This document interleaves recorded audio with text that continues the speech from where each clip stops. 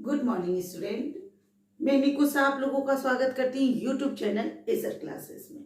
आज मैं झारखंड की ताप विद्युत परियोजना को लेकर आई हूँ।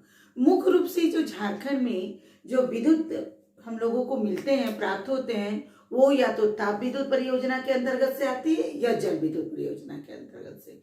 तो आज इसी दोनों के बारे में से ताप विद्युत परियोजना के बारे में जानेंगे।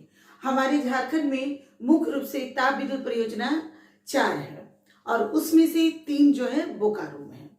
तो जानेंगे कि जो झारखंड में जो ऊर्जा के स्रोत है बिजली के, तो वो है ताप विद्युत परियोजना और जल विद्युत परियोजना, जिसे कि इंग्लिश में थर्मल पावर और हाइडल पावर कहा जाता है।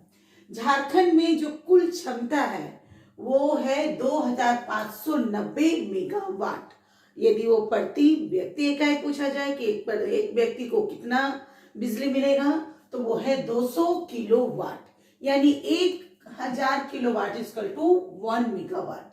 और देश की औसत खपत कितना है, यदि देश में पूछा जाए कि कितना मिलता है एक प्रति व्यक्ति, तो वो है 450 मेगावाट।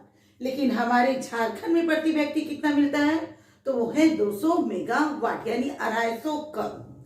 अब जानेंगे कि ताप विद्युत हमारे झारखंड में कितना है, तो उसकी संख्या है 4 और जितनी भी ताप विद्युत है वो कोयला पर ही आधारित है।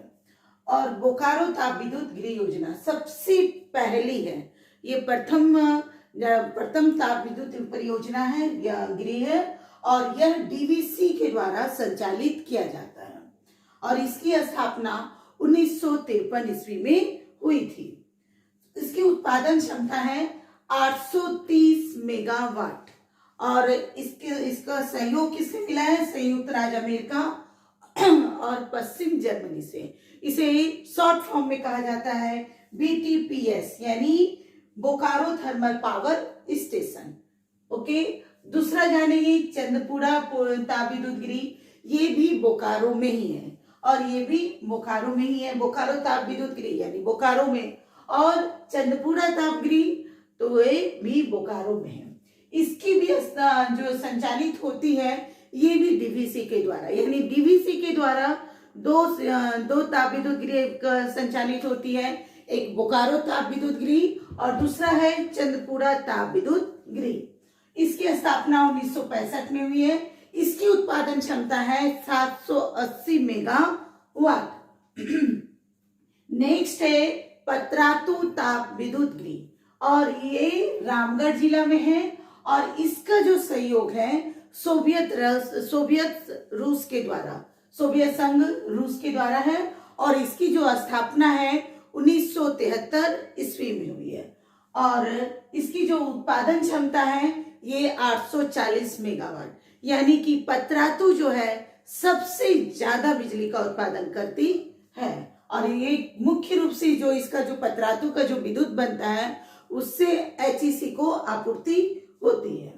नेक्स्ट है तेलुघाट ताप विद्युत गृह और ये भी बोकारो जिला में ही है और ये झारखंड सरकार द्वारा संचालित है।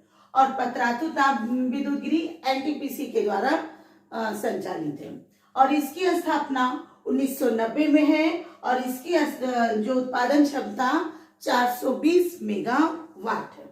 अब मुख्य रूप से जानेंगे कि क्वेश्चन कैसे बनते हैं। तो क्वेश्चन मुख्य रूप से यह पूछा जाएगा कि जैसे कि तेनुघाट ताप विद्युत गृह कहाँ है, तो बोकारो में है। कितना मेगावाट करता है, तो 400 मेगावाट बनाता है और इसकी स्थापना कब हुई है, 1990 में। प्रथम ताप विद्युत गृह कौन सा है, तो बोकारो वाला है। और यह तो सबसे ज्यादा कौन उत्पादन करता है बिजली ताप गृह में, तो वो है पतरातू ताप गृह। इसी तरह से मुख्य रूप से प्रश्न आएंगे। नरेंद्र मोदी जी ने मई 2018 में पतरातू सुपर थर्मल पावर परियोजना लागू किया है, जिसके अंतर्गत यहाँ पे 4000 मेगावाट बिजली का उत्पादन किया जाएगा और इसको कंप्लीट करने का रखा गया है 2022 तक में यह कंप्लीट हो जाएगा। आर्थिक समीक्षा यानी 2018 से 2019 के अंतर्गत देखा गया है कि कुल विद्युत क्षमता यानी कोयला के द्वारा कुल विद्युत क्षमता हम लोगों को कितना मिलता है, तो वो है 83%। ठीक है, तो इस ढंग से ये मुख्य रूप से 4 विद्युत योजना है। और इसी से प्रश्न होंगे कि वो कहाँ स्थापित है, ईस्वी कितना है और मेगावाट के कितना है। इतने ही प्रमुख रूप से इसके बिंदु रहेंगे। आपको यह मेरा वीडियो पसंद आता है तो आप इसे लाइक करिए, सब्सक्राइब करिए, कमेंट करिए। Thank you.